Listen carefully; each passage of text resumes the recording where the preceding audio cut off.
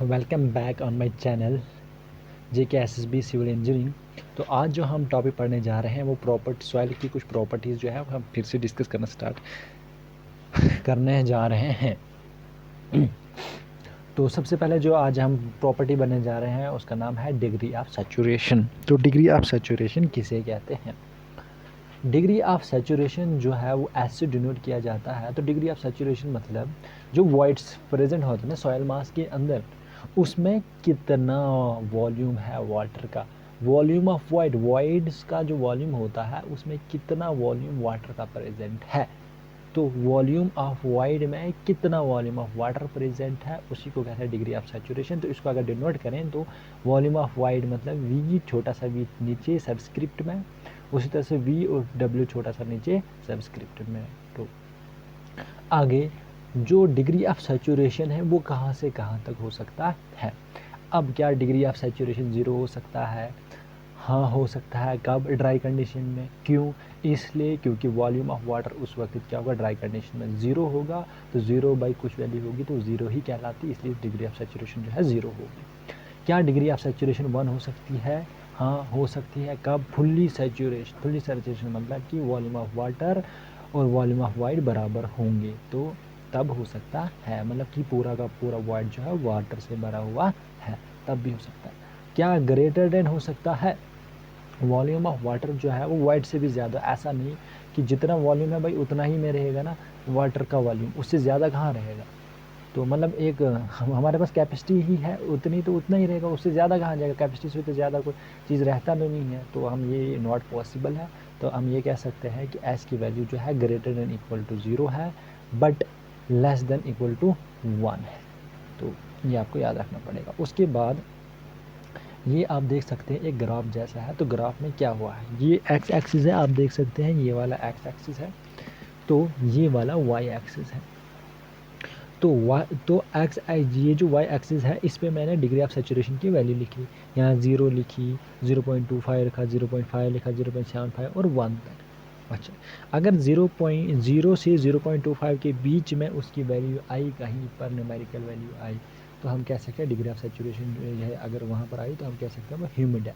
अगर बिल्कुल 0 पे आई, 0 वैल्यू आई तो वो ड्राई कंडीशन है, उसमें डिग्री ऑफ सैचुरेशन बिल्कुल नहीं है, मतलब सॉइल जो है बिल्कुल ड्राई है।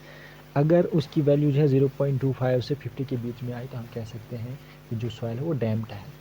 तो अगर 0. यहाँ से यहाँ तक तो मोस्ट 0.75 से 1 तक हो तो वेट या सैचुरेशन हम कह सकते हैं कि सैचुरेटेड सॉइल है हमारे पास। इससे आगे हम डायरेक्ट जाते हैं सीधे क्वेश्चन के ऊपर। तो क्वेश्चन क्या है, पोरोसिटी ऑफ अ रॉक की या सॉइल की जो पोरोसिटी है 0.7 है, डिग्री ऑफ सैचुरेशन 40% है, 100 क्यूबिक मीटर का वॉल्यूम ऑफ सॉइल हमारे पास 100 क्यूबिक मीटर की सॉइल हमारे पास मौजूद है। तो फाइंड वॉल्यूम ऑफ एयर का वॉल्यूम हमें निकालना है। तो भाई पोरोसिटी को सी से डिनोट करते हैं एन से, तो एन लिखा तो एन कितना है 0.7। डिग्री ऑफ सैचुरेशन को एस से, तो 40% है, 40 डिवाइड बाई 100 को हम लिखेंगे 0.4। तो आगे ये क्या निकालना है हमने, वॉल्यूम ऑफ एयर निकालना है, तो बोले तो वी ए निकालना है हमने, यही हमने निकालना है। तो अब कहाँ से निकलेगा वो, एक जनरल फार्मूला मैं आपको बता देता हूँ।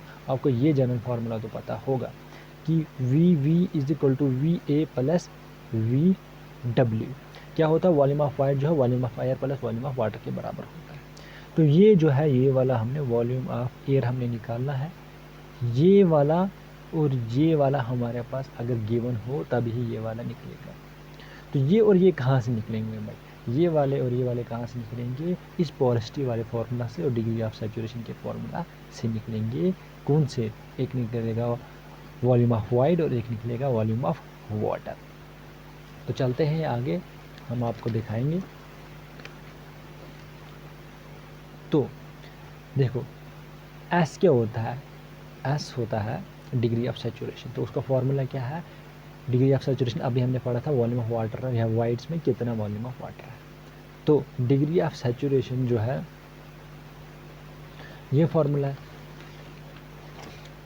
एक चीज़ मेरे को भूल ही गया, यहाँ पर आप देख सकते हैं ये वाला जो एन है, ये एन है पोरोसिटी जिसको कहते हैं। पोरोसिटी जो है वो बराबर होता है volume of wide upon volume. अच्छा, पोरोसिटी की वैल्यू कितनी है 0.7, तो मैंने डाल दिया 0.7।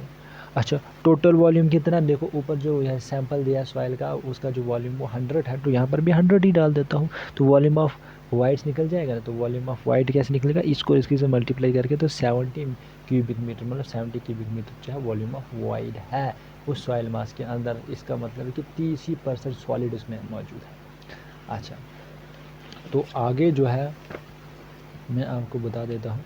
अब वॉल्यूम ऑफ वाइड तो वहाँ से निकल गया।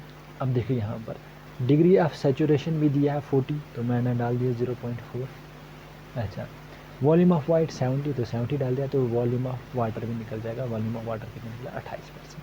अब इस जो ये वाली इक्वेशन है, इसमें वैल्यू पुट कर लो, इसकी भी निकल गई है, इसकी भी निकल गई है। तो पुट करने के बाद हमें यहाँ पर क्या आएगा, ये 70 है तो 70 डाला, ये 28 था तो उस साइड में गया, तो -28 इजिकल टू VA। तो VA कितना निकला, 42 क्यूबिक मीटर। तो 42 क्यूबिक मीटर हमारा फाइनल रिजल्ट है, जो वॉल्यूम ऑफ ईयर है, यही हमें निकालना था। तो उसके बाद आगे चलते हैं हम, बिना किसी टाइम वेस्टेज करते हुए आगे चलते हैं। तो वॉल्यूम एयर कंटेंट किसे कहते हैं, एयर कंटेंट मतलब कि वॉल्यूम ऑफ वाइड्स में कितना वॉल्यूम ऑफ एयर है। जैसे ऊपर नहीं था डिग्री ऑफ सेचुरेशन में कि वॉल्यूम ऑफ वाइड में कितना वॉल्यूम ऑफ वाटर है, उसी तरह से वॉल्यूम ऑफ वाइड में कितना वॉल्यूम ऑफ एयर है, तो उसका हम ऐसे भी लिख सकते हैं। तो आगे क्या एयर कंटेंट AC क्या ज़ीरो हो सकता है, हाँ हो सकता है। कब सी, जो वॉल्यूम ऑफ एयर जो होगा फुली सैचुरेटेड होगा तब, मतलब ये क्वेश्चन यहाँ पर पूरा का पूरा पानी है और वॉल्यूम ऑफ एयर जो है वो 0 है, तो तब होता है 0 अपन कुछ वैल्यू हो तो 1।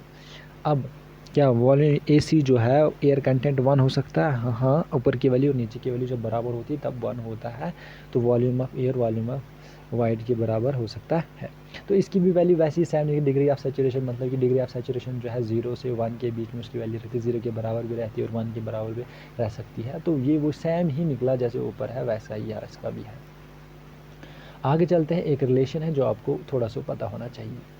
जो एयर कंटेंट है प्लस जो डिग्री ऑफ सैचुरेशन S है, इन दोनों को अगर हम प्लस करें तो एयर कंटेंट का फॉर्मूला क्या है, volume of air upon volume of wide.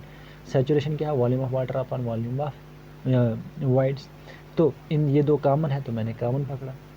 अब volume of air plus volume of wide water किसके बराबर है, वॉल्यूम ऑफ वाइड, नीचे भी वॉल्यूम ऑफ वाइड है, ये वॉल्यूम ऑफ वाइड ये वॉल्यूम ऑफ वाइड कट जाएंगे, आंसर क्या निकलेगा 1। इससे ये पता चलता है कि AC प्लस S मतलब air content plus degree of saturation जो है 1 के बराबर है। तो कभी कभी ये क्वेश्चन पूछ भी सकते हैं, बताओ जी air content sum of air content and saturation equal to less than, कुछ भी क्वेश्चन डाल सकते हैं। हम JK SSB क्या डाल लेगा हमें तो पता नहीं, हमें तैयार रहना चाहिए हर तरीके से। आगे चलते हैं।